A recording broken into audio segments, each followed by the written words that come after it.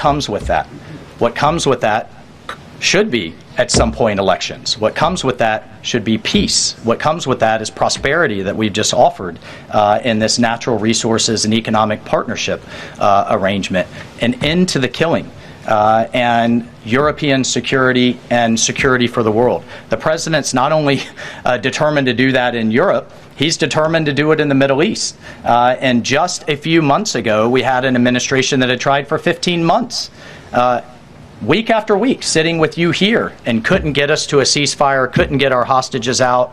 Now we're at that point. We're back to the maximum pressure on Iran, and we have just begun, and we will drive towards a ceasefire and all of those other steps. I'm not going to pre-negotiate or get ahead of the sequencing of all of that. It's a very delicate situation. But this is a president of peace, and who here would argue against peace? Okay, so you do share that assessment. And can I follow up? In 2017, then President Trump. Go ahead. Can I just follow up really quick? You just had 2 questions, Kate. Jordan, go ahead. Mr. I have an important follow-up. Jordan, go ahead.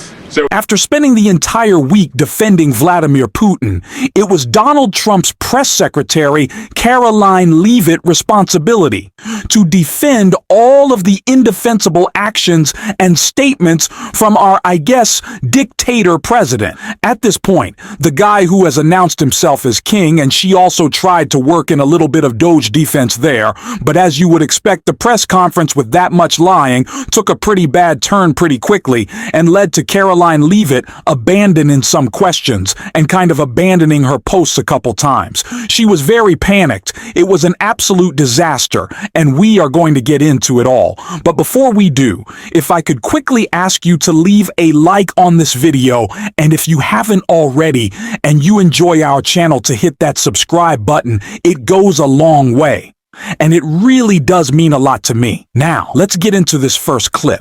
It was not too great. For either one of you. So we reported, several other outlets have reported that about 3,500 people are due to be lose their jobs at the IRS by the end of the week.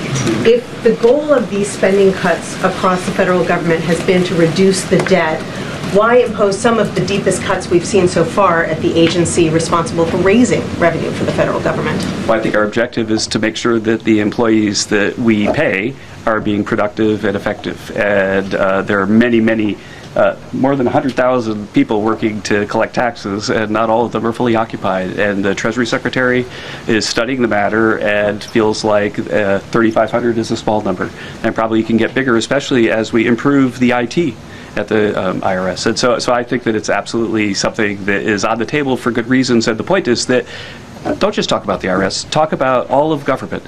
That there are so many places. I live in D.C. You maybe live in D.C. where nobody's going to the buildings.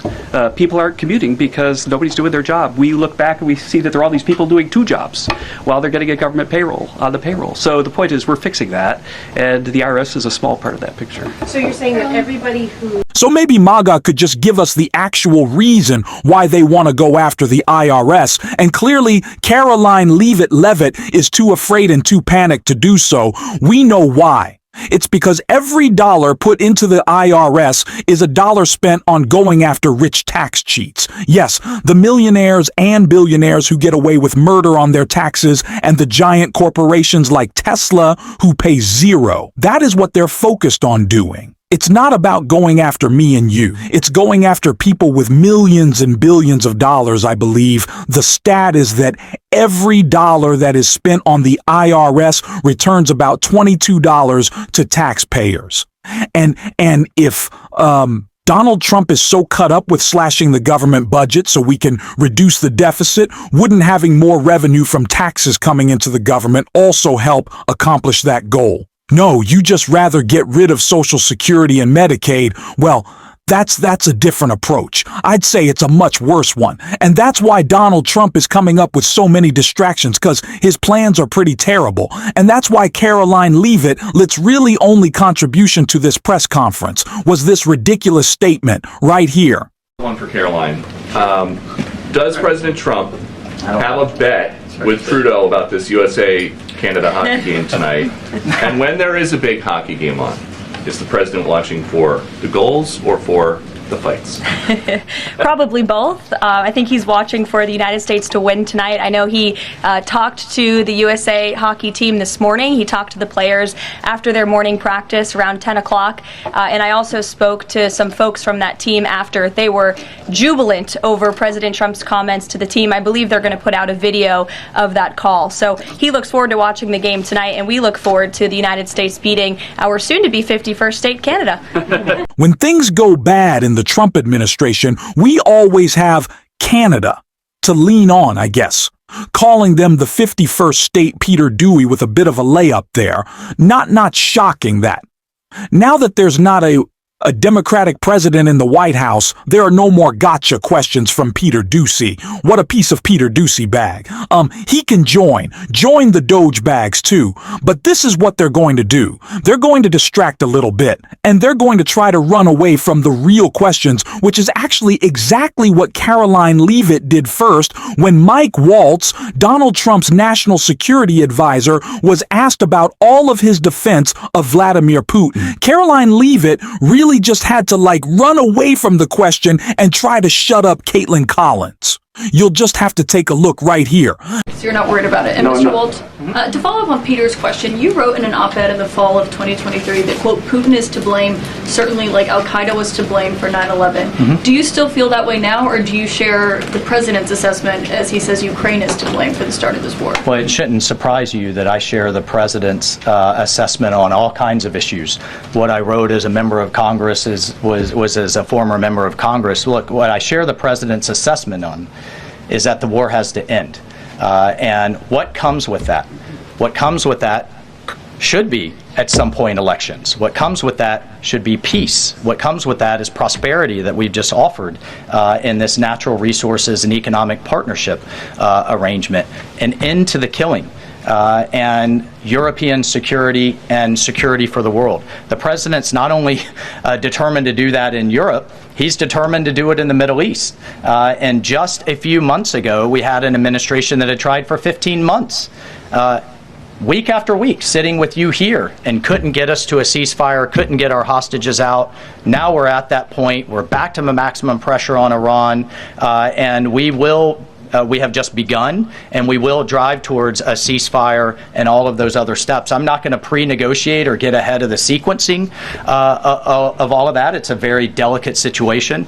But this is a president of peace, and who here would argue against peace? Okay, so you do share that assessment. And can I follow up? In 2017, Go ahead, then Jordan. President Trump. Go ahead, Can I just Jordan. follow up really Thank you. quick? You So, just had two questions, Caitlin. Meg, can I Jordan, just- go ahead. Mr. I have an Hassett. important follow-up. Jordan, from go my ahead. friends. So, Go ahead. Mr. Hassett, you were speaking about So as you can see, Caitlin Collins was trying to get real answers on why the president of the United States is praising a dictator in Russia and Vladimir Putin, why he has decided to completely abandon our allies, how that makes sense strategically at all. Why Donald Trump is appearing so weak on the world stage, and Caroline Leavitt just tried to cut her off, tried to run away. She didn't spend a lot of this press conference actually talking to the press.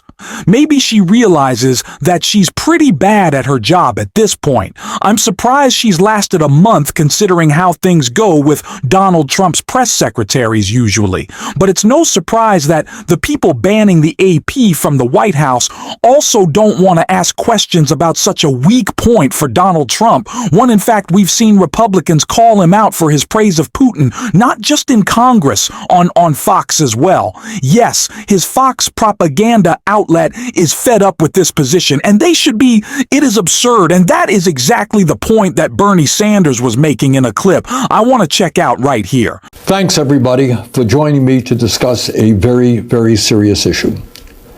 Yesterday, we witnessed an extremely sad moment in American history.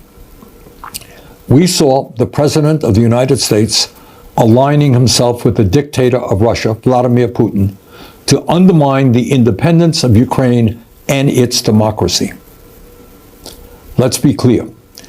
Trump is showing us that he sees one of the world's most brutal dictators as his friend, and our longtime democratic allies in Europe as his enemies. He wants a world that is safe for authoritarians and oligarchs, but extremely dangerous for democracies. It will not surprise you when I tell you that Trump is lying, as he so often does. Yesterday, Trump said that Ukraine started the war. That's not true. Russia invaded Ukraine twice, first in 2014 and then again in 2022. Right now, Russia occupies about 20% of Ukraine. Since Putin's horrific invasion, over 1 million people have been killed or injured. Every single day, Russia continues to rain down hundreds of missiles and drones on Ukrainian cities. Putin's forces have massacred civilians and kidnapped thousands of Ukrainian children, bringing them back to Russian re-education camps. These atrocities led the International Criminal Court to issue an arrest warrant for Putin in 2023 as a war criminal. Further, Trump called Ukrainian President Zelensky a dictator. That's not true either. Zelensky won 75% of the vote in free elections. In fact, his approval rating is higher than Trump's. In the midst of a brutal war, Ukraine's parliament continues to function and free and unfettered political debate takes place.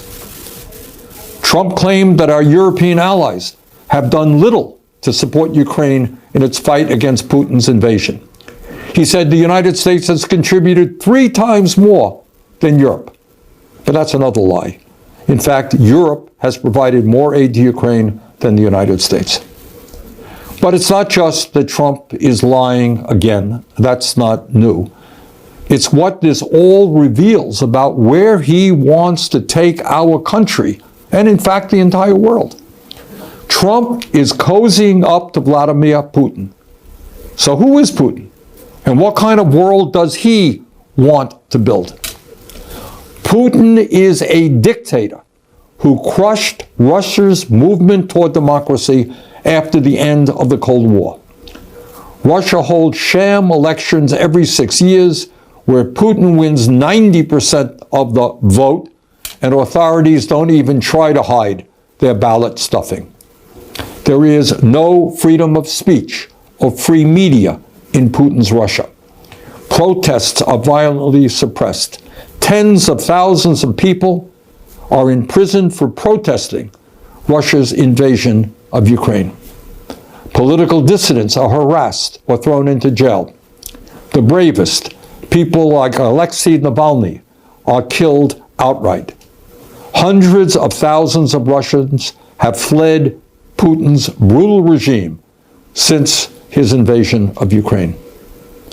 But Putin has maintained control in his country by offering Russia's oligarchs a simple deal. If you give me absolute power, I'll let you steal as much as you want from the Russian people. And that's why in a country where many are struggling economically, Russian oligarchs have stashed trillions of dollars in offshore tax accounts. That is the Russian leader that Trump admires. That is the Russian oligarchy that he supports. But that is not the perspective of the American people. We know, and we are proud of, the fact that the United States of America is the longest standing democracy in the world. We know that many hundreds of thousands of brave Americans over the years have fought and died to defend democracy. We also know that our allies in the world are those countries that believe in democracy, not authoritarianism.